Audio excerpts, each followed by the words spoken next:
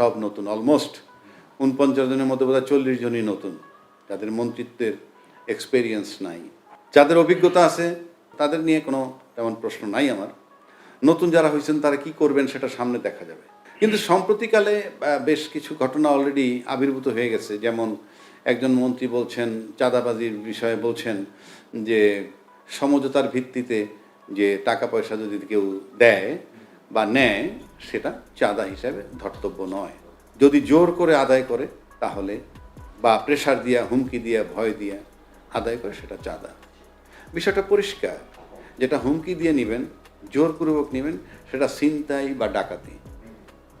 আর সমঝোতার ভিত্তিতে মানে হচ্ছে কি, আপনি আমার কাছে এসে টাকা চাইলেন ৫,০০০, আমি বললাম যে না ১,০০০ টাকা দিব। এই যে বার্গেনিং, এইটাকে বলে সমঝোতা। আপনি আমার কাছে চাইবেন কেন? Who has given you the right to ask for money? আমার কাছে টাকা চাওয়ার রাইট আপনাকে কে দিল? চাইবেন তারপর সমঝোতা করব। এই যে চাইবেন, এটা তো আপনাকে পারমিট করে না কোনো আইন, কোনো বিধান। এখন আপনি বলছেন যে মালিক সমিতি, শ্রমিক সমিতি চলবে, চলার জন্য এটা তাদের কল্যাণ, সেটার জন্য মালিক সমিতি, শ্রমিক সমিতির যারা সদস্য তাদের মান্থলি চাঁদা, মান্থলি, ইয়ারলি, সাপ্তাহিক, দৈনিক, যে ফর্মই হোক তাদের চাঁদা থাকে। সুতরাং সেটা আপনি দিবেন। বিভিন্ন ক্লাব, সমিতি ওইভাবেই চলে।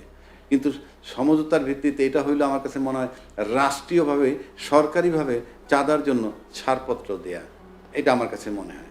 তো এটা একটা বিতর্কিত ইস্যু হয়েছে। আবার কেউ কেউ বলেছেন নির্বাচনের আগে যে আমরা ক্ষমতায় আসলে পরে আমরা আওয়ামী লীগের জন্য আমরা আওয়ামী লীগকে দেখে রাখবো, এগুলো বলছে। এবং আপনি ফলাফল দেখেন, এখন কিন্তু আওয়ামী লীগের কার্যক্রমের নিষেধাজ্ঞা থাকা সত্ত্বেও বিভিন্ন জায়গায় অফিস আদালত খুলতেছে। এবং এতে রেজাল্ট কী হচ্ছে দেখেন, কোন জেলায়, ময়মনসিংহের কোথাও আওয়ামী লীগের অফিস কে বা কারা খুলছে, খোলার পর পতাকা নিয়ে ওখানে স্লোগান দিছে, তারপরে কারা আবার ওটাকে ভাঙতে গেছে, ভাঙতে যাওয়ার পর সেখানে এটাকে পাবলিক টয়লেট বানাবে ঘোষণা দিছে, তাদেরকে পুলিশ এসে গ্রেফতার করছে। কিন্তু প্রশ্ন হচ্ছে যে আওয়ামী লীগ যে অফিসগুলো খুলতেছে, তারা তো, তাদের উপর তো নিষেধাজ্ঞা জারি করা আছে, কার্যক্রম স্থগিত করা আছে, তাহলে তারা খুলতেছে কিভাবে? বিগত সরকারের সময় খুলতে পারলো না, ১.৫ বছরের মধ্যে, এখন খুলতে পারতেছে। তাইলে আওয়ামী লীগ কি ভাবতেছে যে তাদের সহায়ক সরকার আসছে? জিয়া রহমান সাহেবের যে আইডিওলজি ছিল, বা বেগম খালেদা জিয়ার যে আইডিওলজি ছিল, মনে হয় না বিএনপি সেই আইডিওলজি আছে। যদি থাকতো তাহলে যেই প্রথম আলো পত্রিকা বা ডেইলি স্টার বা অন্যান্য পত্রিকা যদি আপনি ধরেন, বেগম খালেদা জিয়ার যখন বের করে দেয় ময়নালটন রোড থেকে, কোনো কথা বলেনি। তার উপরে যে ইনজাস্টিস করা হয়েছে, কোনো কথা বলেনি। তার যে মামলায় একেবারে ভুয়া একটা বিষয়ে ২ কোটি ২.৫ কোটি টাকা এক ব্যাংকের থেকে আরেক ব্যাংকে রয়েছে, সেই ইস্যুতে আত্মসাৎ দেখায় তাকে ৫ বছরের জেল দিল নিম্ন আদালত, উচ্চ আদালত ১০ বছর। কোনো পত্রিকা কোনো কথা বলেনি। আজকে হঠাৎ করে ইউটার্ন নিল। এবং এই পত্রিকাগুলো তখন এই যে ২১শে আগস্টের গ্রেনেড হামলা, কোনো পুলিশ রিপোর্ট হওয়ার আগেই তারা তারেক রহমান সাহেব এবং বেগম খালেদা জিয়াকে নিয়ে স্টেটমেন্ট তৈরি করে ফেললো পত্রিকায় যে ২১ আগস্ট গ্রেনেড হামলা খালেদা জিয়া এবং তারেক রহমান সাহেব করেছেন। এই যে সেই পত্রিকা ঘুরে এখন তাদেরকে প্রশংসায় ব্যস্ত। তার মানে হচ্ছে এই জিয়া খালেদা জিয়ার যে আদর্শটা ছিল, সেই আদর্শ বোধহয় এই দলটা নাই। যদি একই আদর্শে থাকতো তাহলে তো তারেক রহমান খালেদা জিয়া সেদিন প্রশংসা পাইতো, সেদিন তার জন্য কথা বলতে হইতো। আজকে প্রথম আলো কথা বলতেছে। তো এখন এই যে কথা বলতেছে, তাহলে কি আদর্শিক পরিবর্তন হয়েছে কিনা? এটা কেন বলছি আদর্শিক পরিবর্তন টাইম টু টাইম বোধহয় হতে হয় রাজনীতি করলে। আমি রাজনীতি করি না, বুঝি না। একইভাবে ওনার মেয়েকেও সামনে নিয়ে আসা উচিত তরুণ প্রজন্ম হিসাবে। ঠিক একই বিবেচনায় আমরা কিন্তু নতুন যে ছাত্র আসছিল মাঠে, তাদেরকেও কিন্তু আমাদের সেইভাবে পৃষ্ঠপোষকতা করা উচিত ছিল। আমরা কিন্তু সেটা করিনি। ভারতের বলয়তে আপনি যাচ্ছেন কিনা সেটা একটা প্রশ্ন। গেলে আপনি কিভাবে যান? ২ নম্বর হলো, ভারত আমার বৃহৎ প্রতিবেশী। ভারতে যদি আমি ঢুকি, ভারতের কি বলে এটা, আধিপত্যের মধ্যে আমি ঢুকে যাই, ভারতের সমস্যা কি? কোনো সমস্যা আছে? এটা তো ডিপ্লোমেসির নিয়ম যে আপনি ভারতের আধিপত্যের ভিতরে থাকলে ভারত খুশি হবেই। এখন ভারত আধিপত্য খাটায় কিনা? ভারত তো আধিপত্য খাটাইতে পারে না যদি আপনি রাজি না হন। ভারতের পাশে তো আরও অনেক দেশ আছে, ছোটোখাটো দেশ আমরা দেখি, ভুটান টুটান, মালদ্বীপ টালদ্বীপ নিয়ে তো নানান কথা হয়, নেপাল টেপাল নিয়ে বিভিন্ন কথা আছে। আমাদের কিন্তু এই কথাটা আসে কেন? তাহলে কি আমরা এখন আমেরিকান আধিপত্যের ভিতরে আছি? কিংবা আমরা কি এখন চীনের আধিপত্যের ভিতরে আছি? আমাদের কি কোনো আধিপত্যের মধ্যেই থাকতে হবে? এই প্রশ্নগুলো আসে কেন? এটার জন্য তো আমি দেশের দোষ দিব না, দোষটা দিব আমার দেশে যারা দেশটা চালায়, যারা ক্ষমতায় যায়। ফরেন পলিসিটা কি হবে সেটা ক্লিয়ার করা দরকার, যে ফরেন পলিসি, এই ফরেন পলিসিতে আপনি অনেকগুলো জিনিস আসতে হবে। আপনি যে প্রশ্নটা আমারে করছেন, এই যেমন চট্টগ্রামে ব্যবসায়ীর বাড়িতে গোলাগুলি, উনি যেটা বলছেন আমি একমত। আপনার বিষয়টা হচ্ছে যে আপনি বাড়িতে গোলাগুলি হয়, বাইরের থেকে আপনি মুমূর্ষু গুলি মারতেছেন। আপনি দেখবেন লক্ষ্য করে নির্বাচনের আগে বলেন বা অন্যান্য বিভিন্ন কারণে কিন্তু আমরা বৈধ অস্ত্র জমা নেয় সরকার, কিন্তু অবৈধ অস্ত্র উদ্ধার করতে হবে সেটা কোনো জোরালো পদক্ষেপ দেখি না। আর বৈধ যাদের অস্ত্র আছে তাদের নোটেড থাকে কার কার কাছে অস্ত্র আছে, জমা না দিলে সে ট্রাবলে পড়তে পারে, জমা দিয়ে দেয়। এখন আজকে কথার কথা বলছি, ওই চিটাঙের ওই বাড়িটায় যারা আছে আমি জানি না ঠিক, সেখানে যদি বৈধ অস্ত্র 5টা অস্ত্র থেকে থাকতো আর সেগুলো যখন জমা দেওয়া থাকে, যখনই আপনি বৈধ অস্ত্রটা জমা নিয়ে নেবে সরকার, তখন যাদের কাছে অবৈধ অস্ত্র আছে তারা চিন্তা করে এইখানে 32টা ফ্ল্যাট আছে, কিন্তু বিশাল একটা অট্টালিকা, এইটার ভিতরে বৈধ অস্ত্রটা নাই, তার নেচারলি তার সাহসটা বেড়ে যায়।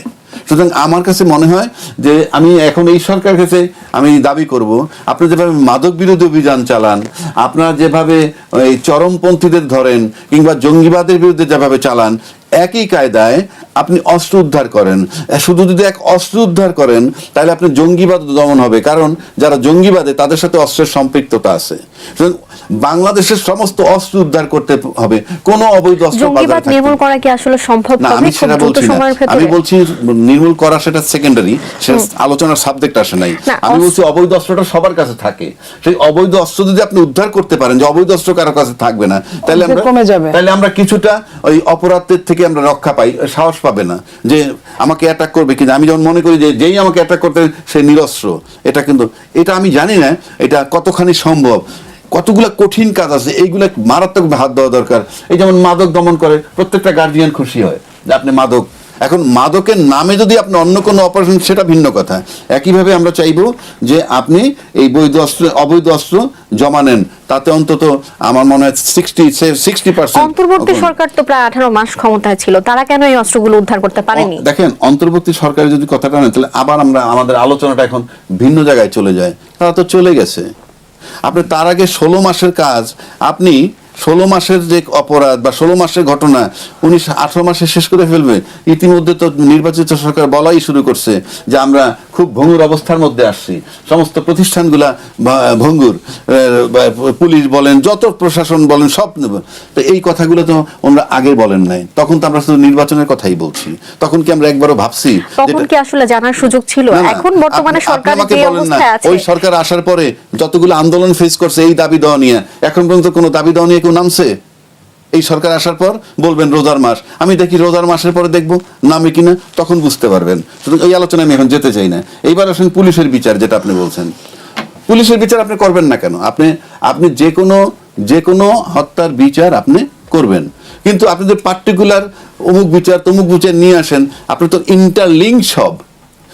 এই যে জুলাই আগস্টের ঘটনা, জুলাইয়ের ঘটনা থেকে শুরু হইতে সরকার অপসারণ হয়ে গেল, তারপরে পুলিশ হত্যার যে ঘটনাগুলা, এটা তো পুরা একটা সার্কেল। মানে কেন হইল সবটা আপনাকে বিবেচনায় নিতে হবে। আপনি খণ্ড একটা বিষয় নিয়ে যদি নেন যে মাহবাইরে আমি ঘুষি মারলাম, আপনি এই ঘটনাটা নিয়ে নিলেন, কেন আমি তাকে ঘুষি মারলাম, তার পিছনের বিষয়টা কি, সেটাও আপনাকে একই সময় নিয়ে আসতে হবে। তাইলে আপনি ন্যায় বিচার পদ্ধতি, অবশ্যই আপনার সমস্ত হত্যার বিচার করা জরুরি।